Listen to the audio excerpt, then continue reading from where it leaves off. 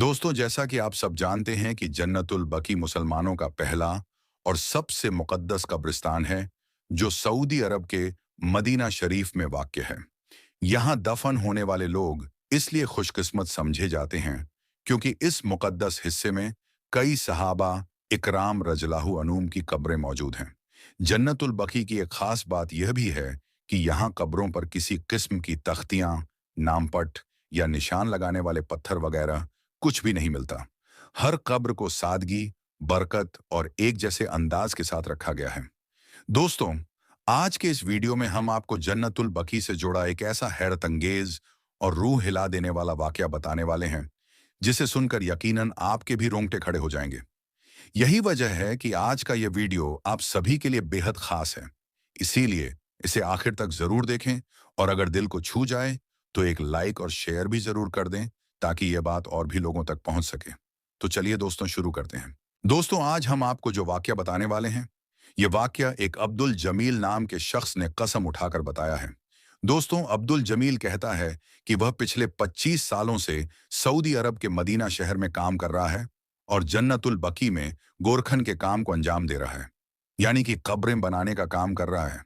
हम आपको यह भी बता दें कि 55 साला अब्दुल जमील का ताल्लुक पाकिस्तान के शक्कर इलाके से है। अब्दुल जमील ने शादी भी की थी और इनके 2 बच्चे भी हुए थे। लेकिन किस्मत की करनी ऐसी हुई कि अब्दुल जमील आज से तकरीबन 25 साल पहले सऊदी अरब में काम करने के लिए चला गया था और शादी के ठीक 10 सालों के बाद एक सड़क हादसे में इनके बीवी बच्चों 10 साल के बाद एक सड़क हादसे में इनके बीवी बच्चों का इंतकाल हो गया था। यह सदमा अब्दुल जमील के लिए ऐसा था जिसने इसके जहन को पागल करके रख दिया था। एक मुद्दत तक यह सदमा इनके जहन से बाहर नहीं निकल पाया, यानी कि एक मुद्दत तक अब्दुल जमील इसी सदमे में मुब्तला रहा। उसके बाद घर वालों ने बहुत जोर लगाया कि वह दोबारा शादी कर ले, ताकि वह अपनी फैमिली दोबारा बना सके और उसका घर फिर से बस जाए। मगर अब्दुल जमीन ने साफ साफ मना कर दिया कि वह दूसरी शादी किसी भी हाल में नहीं करेगा। उसके बाद उसने मदीना शरीफ में ही अपनी पूरी जिंदगी गुजरने के बारे में सोच लिया। इसलिए फिर अब्दुल जमील मदीना शहर में ही रहने लगा था। एक बार मदीना शरीफ में जब जन्नतुल बकी में गोरखन के लिए जगह खाली हुई, तो अब्दुल जमील ने वहां पर काम के लिए अप्लाई कर दिया और खुशकिस्मती से इनकी वहां पर नौकरी लग गई। तब से यह जन्नतुल बकी में गोरखन का काम करने लगा, यानी कि वहां पर कब्रें तैयार करने का काम करने लगा। और फिर इंतजामिया कमेटी की जानिब से अब्दुल जमील को जन्नतुल बकी के करीब ही रिहाइश दी गई, यानी कि वह उसके करीब में ही रहने लगा था। दोस्तों, अब्दुल जमील का कहना है कि उसने जन्नतुल बकी में ऐसे ऐसे मौज़ात और अल्लाह के करिश्मे देखे हैं कि जिनके बारे में एक आम इंसान कभी सोच भी नहीं सकता है। यानी कि जन्नतुल बकी में ऐसे ऐसे करिश्मे देखने को मिले हैं जिनके बारे में एक इंसान कभी तसव्वुर भी नहीं कर सकता है। और लोगों को यह सब बातें झूठी लगती हैं, लेकिन अब्दुल जमील कहता है कि उसने जन्नतुल बकी में अपनी इन आंखों से बहुत कुछ देखा है। अभी हाल ही में अब्दुल जमील के हवाले से जो बात निकलकर सामने आ रही है, वह वाकई में एक आम इंसान को हिलाकर रख देने वाली है। दोस्तों, अब्दुल जमील ने बताया कि कुछ सालों पहले एक बार जब वह रात के वक्त में कब्र तैयार कर रहा था, तो उस वक्त रात के तकरीबन 2 बजे के आसपास का वक्त रहा होगा। उस वक्त मैंने जन्नतुल बकी में एक ऐसा अजीब मंजर देखा कि जिसको देखकर मेरे रोंगटे खड़े हो गए। मैंने देखा कि जन्नतुल बकी में अचानक से सारी कब्रें फटना शुरू हो गईं और फिर सफेद कफन में लिपटे मुर्दे कब्रों से बाहर निकलने लगे और देखते ही देखते सारे मुर्दे कब्रों से बाहर निकल आए और फिर वह सब के सब जोर जोर से रोने लगे। उसके बाद में उन सब मुर्दों ने मस्जिद नबी की तरह अपना मुंह किया और फिर उन सब ने बुलंद आवाज में दरूद पाक पढ़ना शुरू कर दिया। अब्दुल जमील कहता है, यह मंजर ऐसा डरावना था कि जिसको देखकर मेरे रोंगटे रोंगटे खड़े हो गए और मैं सख्त खौफ में आ गया। जब तक मैं होशो हवास में आया, उस वक्त दिन की रोशनी फूट पड़ी थी, यानी कि दिन हो चुका था। ये देखकर फिर मैं भागकर सीधा उन कब्रों के पास में पहुंचा और उन सब कब्रों का हाल देखा जो रात को मैंने अपनी आंखों से उनको खुलते हुए देखा था। लेकिन इस वक्त उन सबको देखकर मैं और ज्यादा हैरान रह गया, क्योंकि वह सब कब्रें तो अपनी असल हालत में ही मौजूद थीं। उन सब में तो एक दरार तक नहीं आई हुई थी। दोस्तों, अब्दुल जमील आगे बताते हुए कहता है कि उस दिन तो मुझे ऐसा लगा कि शायद हो सकता है कि यह सब मेरा एक वहम हो गया हो, ये सब कुछ मैंने एक ख्वाब में देख लिया हो। तो इसीलिए मैंने उस दिन उन सब बातों को इग्नोर कर दिया और किसी को भी इसके बारे में कुछ नहीं बताया। लेकिन इत्तेफाक से फिर मेरे साथ में वैसा ही दोबारा हो गया। उससे अगली जुमेरात की रात को फिर अचानक से किसी का इंतकाल हो गया और उसकी तदफीन के लिए मुझे फिर से आधी रात को कब्र तैयार करने के लिए जन्नतुल बकी में जाना पड़ा। रात का वही पहर हुआ, यानी कि वहीं 2 या 2 बजकर 30 मिनट के आसपास का वक्त हुआ, तो मैंने फिर से वही सब कुछ देखा जो इससे पहली वाली जुमेरात की रात को मैंने देखा था। उसी तरह से सारे मुर्दे कब्रों से बाहर निकल आए और पहले तो उन सब ने जोर जोर से रोना शुरू कर दिया और उसके बाद मस्जिद नबवी की तरफ देखकर दरूद पाक पढ़ने लगे। अगली सुबह फिर मैंने उन सब कब्रों को देखा तो उनको देखकर मैं हैरान रह गया, क्योंकि वह सारी की सारी कब्रें अपनी असल सूरत में मौजूद थीं। अब मुझे पक्का यकीन हो गया था कि यह मेरा कोई वहम नहीं है, बल्कि यहाँ पर सच में कुछ हो रहा है, क्योंकि एक ही बात 2 बार कभी नहीं हो सकती है। ध्यान लगाने पर मुझे याद आया कि पिछले हफ्ते भी जुमेरात की ही रात थी और इस बार भी जुमेरात की ही रात है। अब्दुल जमील कहता है कि उसके बाद मैं हर रोज रात के वक्त जन्नतुल बकी में जाता रहा, मगर फिर मुझे किसी भी रात को ऐसा कुछ दिखाई नहीं दिया, यानी कि ऐसा मंजर मुझे दोबारा नहीं दिखा। लेकिन फिर जैसे ही जुमेरात की रात आई, तो उसी रात मैंने फिर से 2 बजकर 30 मिनट के आसपास वही मंजर फिर से देखा। अब मुझे मालूम हो गया था कि जन्नतुल बकी में हर जुमेरात को ऐसा होता है।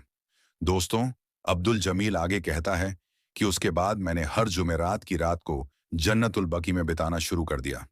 पिछले महीने मेरे साथ में ऐसा हुआ कि उन मुर्दों में से एक मुर्दे ने मेरा नाम लेकर पुकारा और कहने लगा कि ए अब्दुल जमील, जब तुम हमारे बारे में सब कुछ जान ही चुके हो, तो फिर तुम हमारी महफिल में शामिल क्यों नहीं होते हो? आओ और हमारे साथ में मिलकर दरूद पाक पढ़ो। अब्दुल जमील कहता है कि यह सुनकर मेरे होश उड़ गए। मैं बहुत ज्यादा डर गया और फिर मैं वहां से भाग गया। फिर अगली जुमेरात को मैंने अपने मोबाइल का कैमरा ऑन करके अपने साथ में लिया, ताकि मैं यह मंजर अपने मोबाइल के कैमरे में रिकॉर्ड कर सकूं और उसके बाद मैं दुनिया वालों को यह बता सकूं कि जन्नतुल बकी में हर जुमेरात की रात को मुर्दे कब्रों से बाहर निकलते हैं और फिर ऐसा ऐसा होता है। उसके बाद मैंने यह सारा मंजर अपने मोबाइल में रिकॉर्ड कर लिया, कुछ फोटो और वीडियो बनाई। फिर मैंने अपने घर आकर उन सबको देखा तो मुझे तसल्ली हो गई, क्योंकि वह वीडियो और फोटो बहुत साफ साफ मेरे मोबाइल में रिकॉर्ड हो चुके थे। दोस्तों, अब्दुल जमील कहता है कि उसके बाद मैं एक सऊदी मीडिया के दफ्तर पहुंचा और उनको बताया कि मेरे पास एक ऐसी बहुत बड़ी खबर है जो पूरी दुनिया को हैरान कर देगी। तो यह सुनकर सारे मीडिया वाले मेरे पास आ गए और मुझे चारों ओर से घेर लिया। उसके बाद मैंने उन सबको जन्नतुल बकी में पेश आने वाले वाक्य के बारे में बताया। ये सुनकर उन सबके भी होश उड़ गए। उसके बाद उन्होंने मुझसे वह वीडियो फुटेज मांगी जिसको जन्नतुल बकी में मैंने अपने मोबाइल में रिकॉर्ड किए थे। मैंने जब उनको अपना मोबाइल दिखाया तो उन्हें उसमें कुछ भी दिखाई नहीं दिया। हैरत की बात यह थी कि वह सारी तस्वीरें और वीडियो मुझे तो दिखाई दे रहे थे, मगर बाकी के लोगों को सिर्फ एक कब्रिस्तान में रात के वक्त का मंजर दिखाई दे रहा था। ये देखकर मीडिया वालों ने मुझ पर बहुत गुस्सा किया और कहने लगे कि तुम पागल हो गए हो, यहां पर तो ऐसा कुछ भी नहीं है, फिजूल में हमारा वक्त बर्बाद कर दिया। ये सुनकर मैंने फिर से कहा कि ये देखो, मुझे तो सब कुछ दिखाई दे रहा है। मेरी इन बातों को सुनकर मीडिया वालों ने मेरी जहनी हालत पर शक किया और मुझे पागल बोलने लगे। ये सुनकर मैंने कहा कि अगर आपको मेरी बात पर यकीन नहीं हो रहा है, तो आप जुमेरात की रात को जन्नतुल बकी में खुद चलकर देख लें। इस बात पर वह सब राजी हो गए। उसके बाद उन सब लोगों ने जुमेरात की रात को मेरे साथ जन्नतुल बकी में बिताए, लेकिन उन्हें वहां पर भी ऐसा कुछ भी दिखाई दे ही दिया, जबकि मुझे वैसा ही सब कुछ दिखाई दे रहा था। फिर उन सब ने जन्नतुल बकी के इंतजामिया से राब्ता किया। उसके बाद मुझे नौकरी से निकल दिया गया और फिर मुझे एक मेंटल हॉस्पिटल में भर्ती करवा दिया गया। दोस्तों, वहां पर अब्दुल जमील आज भी कस्में उठाकर सबको अपना यह वाकया बताता है और कहता है कि मेरा यह पागलपन नहीं है। मैंने यह सब कुछ अपनी इन आंखों से देखा है, मगर आज कोई भी उसकी इस बात पर यकीन नहीं कर रहा है। अब आप ही बताएं कि आप इस हवाले से अपनी क्या राय रखते हैं। क्या अब्दुल जमील ने इस तरह का मंजर सच में देखा है, या फिर यह सिर्फ उसका एक वहम है? यानी कि क्या सच में मोहम्मद जमील पागल हो चुका है? कमेंट बॉक्स में आप अपनी कीमती राय जरूर लिखें। दोस्तों, जन्नतुल बकी से जुड़ा यह वाकया वाकई इंसान को सोचने पर मजबूर कर देता है कि इस दुनिया में बहुत सी बातें हमारी समझ से कहीं ज्यादा परे हैं। जाहिर है कि कब्र, हश्र और आखिरत यह सब हक हैं और एक दिन हर इंसान को इन हकीकतों से रूबरू होना है। लेकिन दोस्तों, एक बात और है जो आज की दुनिया को और भी ज्यादा हैरान कर रही है, और वह है कयामत की निशानियों का एक एक करके पूरा होना। अभी हमने जन्नतुल बकी का जो वाकया सुना, उससे भी ज्यादा हैरत अंगेज हकीकत इस वक्त पूरी दुनिया के सामने आ रही है। और वो ये है कि 1400 साल पहले रसूल अल्लाह सल्लल्लाहु अलैहि वसल्लम ने जो पेशगोई बयान फरमाई थी, वह आज खुलकर पूरी होती नजर आ रही है। दोस्तों, तकरीबन 1400 साल पहले रसूल अल्लाह सल्लल्लाहु अलैहि वसल्लम ने जो पेशनगोई बयान फरमाई थी, वो आज पूरी होती नजर आ रही है। कहा गया था कि दज्जाल के लिए एक सफेद महल बनाया जाएगा जहां वह ठहरेगा, और आज वही महल तामीर किया जा चुका है, जिसे पूरी दुनिया किंगडम पैलेस के नाम से जानती है। लेकिन सबसे हैरान करने वाली बात यह है कि इस महल के सारे रास्ते आम लोगों के लिए बंद कर दिए गए हैं। अंदर की पूरी दुनिया लोगों से छुपाई जा रही है, और यह आखिर किस इस्लामी मुल्क में बना है और ऐसा क्यों किया जा रहा है? यह सवाल हर किसी को बेचैन कर रहा है। दज्जाल यहां क्यों ठहरेगा? क्या उसके आने की तैयारियां मुकम्मल हो चुकी हैं? क्या उसका जमाना अब बहुत करीब आ चुका है? अब आगे की इस वीडियो में हम इस रहस्यमयी महल के पीछे छिपे चौंकाने वाले राज से पर्दा उठाएंगे। इसलिए वीडियो को आखिर तक जरूर देखिएगा। दोस्तों, हम सब मुसलमान जानते हैं कि कयामत से पहले का सबसे बड़ा फितना दज्जाल का फितना होगा। रसूल अल्लाह सल्लल्लाहु अलैहि वसल्लम ने उसकी कई निशानियां बताई थीं, जो आज हमें पूरी होती नजर आ रही है। कहीं दज्जाल के लिए महल बनाए जा रहे हैं, तो कहीं सालों की खुराक जमा की जा रही है। यहूद और नसारा यानी यहूदी और ईसाई इस काम में सबसे आगे हैं, लेकिन अफसोस कि अब मुस्लिम हुकूमतें भी उनकी नकल करने लगे हैं। रसूल अल्लाह सल्लल्लाहु अलैहि वसल्लम की हदीस में दज्जाल के सफेद महल का भी जिक्र मिलता है, और अफसोस की बात है कि आज एक इस्लामी मुल्क में वही महल बना दिया गया है। हदीस शरीफ में हजरत अनस बिन मालिक रज़ियल्लाहु ताला अन्हु से रिवायत है कि नबी करीम सल्लल्लाहु अलैहि वसल्लम ने फरमाया, कोई जगह ऐसी नहीं होगी जहां दज्जाल ना जाएगा, सिवाय मक्का और मदीना के। इन दोनों शहरों के हर दरवाजे पर फरिश्ते पहरा देंगे।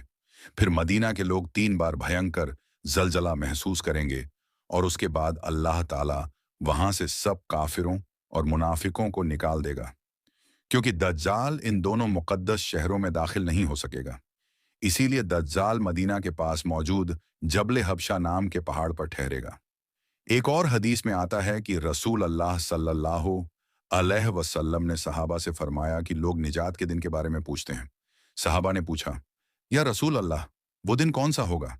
तो आपने फरमाया, जब आखिरी वक्त का बड़ा मुनाफिक यानी दज्जाल जबले हबशा की छोटी पर चढ़ेगा और अपने साथियों से मदीना की तरफ इशारा करके कहेगा, क्या तुम यह सफेद महल देख रहे हो?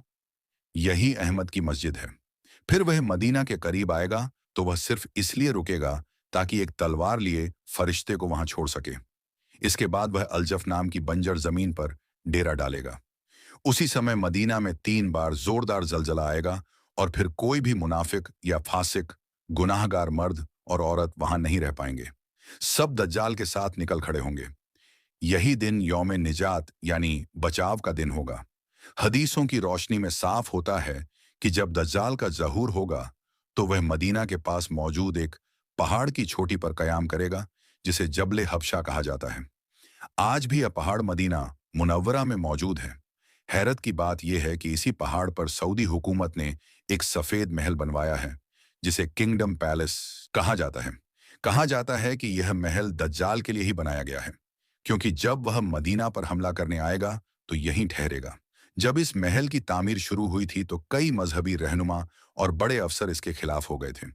उन्होंने मांग की थी कि या तो इस महल की तामीर रोक दी जाए या फिर इसे किसी और जगह बनाया जाए, लेकिन उनकी बात नहीं मानी गई और यह महल बनकर तैयार हो गया। अजीब बात यह है कि इसकी तामीर की कोई तारीख और पूरी जानकारी कभी सामने नहीं आई। आमतौर पर सऊदी अरब में किसी भी बड़ी इमारत की तामीर से पहले उसका नक्शा और डिटेल्स शेयर की जाती है, लेकिन इस महल के बारे में ऐसा कुछ नहीं हुआ। दोस्तों, यह महल बनने के बाद से ही वीरान पड़ा है। सिर्फ एक ही रास्ता इसकी तरफ जाता है जो बंद है। कोई भी आम आदमी इस महल में दाखिल नहीं हो सकता। इस महल में एक हेलीपैड भी है, और अगर इसे ऊपर से देखा जाए तो यह त्रिकोणीय शक्ल का है, जिसमें अजीबो गरीब दज्जाली निशान नजर आते हैं। यह रात के अंधेरे में भी दिन की तरह रोशन दिखाई देता है और इसमें हर आधुनिक सुविधा मौजूद है। अब सवाल यह है कि जब इसमें कोई आबाद नहीं रहता, कोई वजीर या हुकूमत का बड़ा आदमी यहां नहीं रहता, कोई मीटिंग या तकरीब भी यहां नहीं होती, तो फिर इसे क्यों बनवाया गया? यही वजह है कि यह आज भी एक बड़ा सवाल बना हुआ है। कई उलेमा कहते हैं कि यही वह महल है जिसका जिक्र हदीस में किया गया है और जिसमें दज्जाल ठहरेगा। उनका मानना है कि यह महल सऊदी हुकूमत और यहूदियों की मिली भगत से बनाया गया है। कुछ रिपोर्ट्स के मुताबिक सऊदी हुकूमत को इस महल के बदले 1000 अरब डॉलर मिले। इन्हीं डॉलर की चमक दमक में यह महल जबले हबशा की चोटी पर बना दिया गया। हदीसों में कयामत की बहुत सी निशानियां बताई गई हैं, जिनमें से ज्यादातर पूरी हो चुकी है, और इस सफेद महल का बनना भी उन्हीं निशानियों में से एक है। दोस्तों, दज्जाल के आने से पहले हजरत इमाम मेहंदी अलैहिस्सलाम का ज़हूर होगा। दज्जाल की आमद से 3 साल पहले दुनिया बड़ी मुश्किलों से गुजरेगी। दीन पर चलने वाले बहुत कम रह जाएंगे और जहालत का बोलबाला होगा। दज्जाल के आने से पहले दुनिया के अलग अलग हिस्सों में जंग होगी। उसका ज़हूर मशरिक की तरफ से होगा और वह बहुत तेजी से दुनिया में घूमेगा। हर जगह तबाही मचाएगा, मगर मक्का और मदीना में दाखिल नहीं हो पाएगा। हदीसों में दज्जाल को गेहूं रंग मजबूत और ताकतवर नौजवान बताया गया है। उसका सीना चौड़ा होगा, बाल घुंघराले होंगे और उसकी पेशानी पर कुछ शब्द साफ लिखे होंगे। वह एक आंख से अंधा होगा। शुरू में वह पैगंबरी का दावा करेगा, फिर खुदा होने का दावा करेगा। वह अल्लाह की इजाजत से मुर्दों को जिंदा करके लोगों से कहेगा कि मैं ही खुदा हूं, मेरी इबादत करो। आखिर में हजरत ईसा अलैहिस्सलाम का ज़हूर होगा और वे दज्जाल को बाबेलूत नामक जगह पर कत्ल कर देंगे। इसी तरह इस बड़े फितने का खात्मा हो जाएगा। दोस्तों, सऊदी हुकूमत पिछले कुछ सालों से बड़े पैमाने पर बदलाव कर रही है। इस्लामी कानूनों को हटाकर यहूद और नसारा की राह अपनाई जा रही है और सऊदी अरब को लिबरल बनाने की कोशिश की जा रही है। जबले हबशा पर बना यह सफेद महल भी उसी सिलसिले की एक कड़ी लगता है। अल्लाह से दुआ है कि वह उम्मत मुस्लिमा पर रहमत करे, हमें इस्लाम को सच्चाई से समझने और उस पर चलने की तौफीक दे। आमीन। अल्लाहुम्मा आमीन। तो दोस्तों, आज की इस वीडियो में बस इतना ही। हम मिलेंगे आपको अगली वीडियो में। तब तक के लिए अल्लाह हाफिज।